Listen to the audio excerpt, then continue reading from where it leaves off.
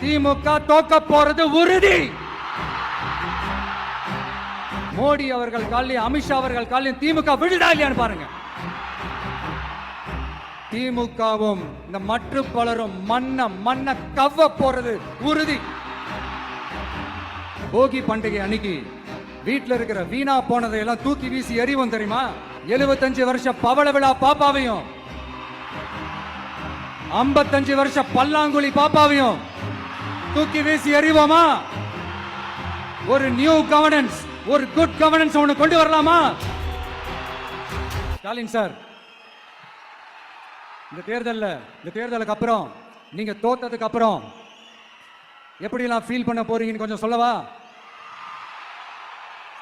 ஏன்டா இந்த விஜய பாடா படுத்தணும்? ஏன்டா இந்த விஜய வேதனைப்படுத்தணும்? ஏன்டா இந்த விஜய்க்கு எதிராக சதி செஞ்சோம்? ஏன்டா இந்த விஜய்க்கு எதிராக சூழ்ச்சி செஞ்சோம்? நினைச்சு நினைச்சு நினைச்சு ஃபீல் பண்ண போறீங்க. மக்களே உங்களை ஃபீல் பண்ண வைக்க போறாங்க. நான் என்ன கெடுதல் செஞ்சுட்டேன் உங்களுக்கு?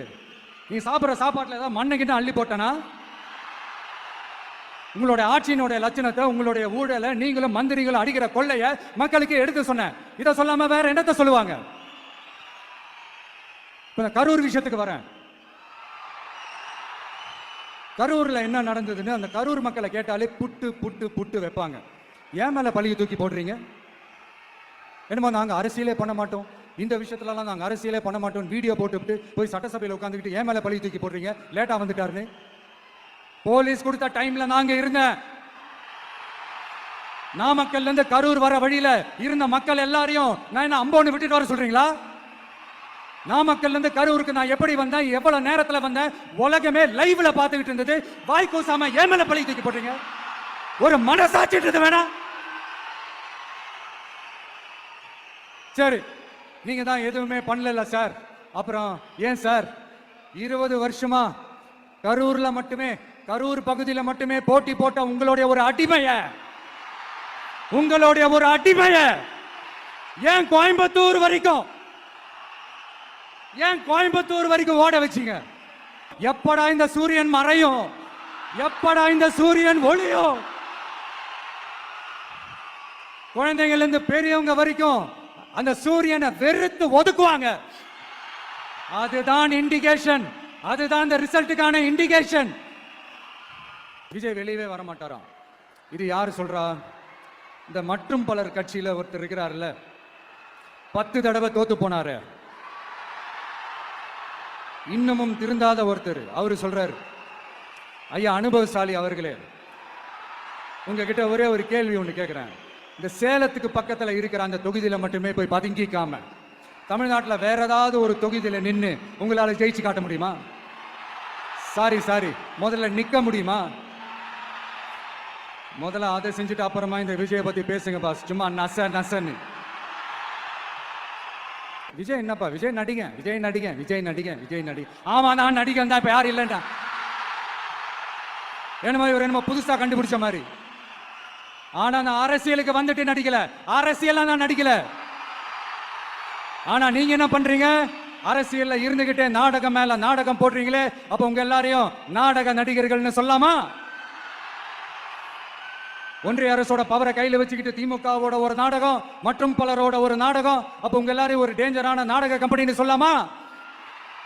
இந்த கருத்து கணிப்புன்ற பேர்ல நிறைய அந்த கடுப்புல விட்ட கணிப்பெல்லாம் விட்டுட்டு இருக்காங்க. அதுல திமுக 300 சீட்டு ஜெயிக்குமா, மற்றும் பலர் 700 சீட்டு ஜெயிக்குமா? யோ, எங்கேயா இருக்கு இத்தனை சீட்டு? குருட்டா மேட்டுக்கு சும்மா அடிச்சு விடுறது. ஒரு தில்லமுள்ளுக்கு ஒரு அளவே இல்லை. 40 வயசுக்குள்ள இருக்கிறவங்க மட்டும்தான் விஜய்க்கு ஓட்டு போடுவாங்களாம்.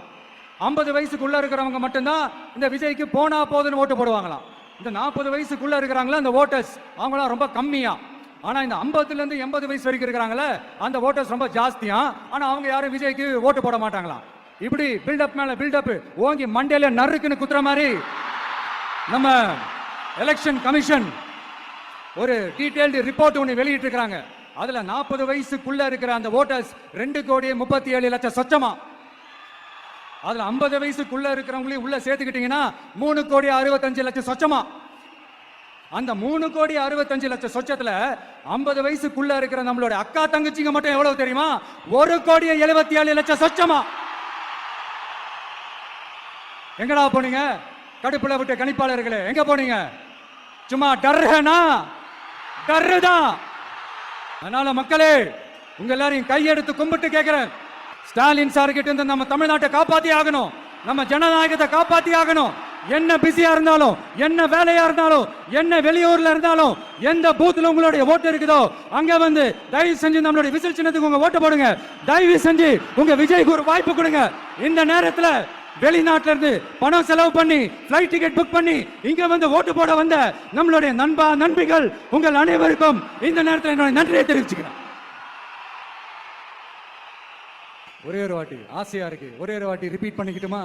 கடைசியா இந்த 4 மணி போட்டி, 40 மணி போட்டி, எத்தனை மணி போட்டி, எத்தனை உருட்டினாலும் இங்க 2 மணி போட்டி தான். ஒன்று இன்னொன்னு எஸ், ஒன்னு டிவிகே, இன்னொன்னு டிஎம்கே.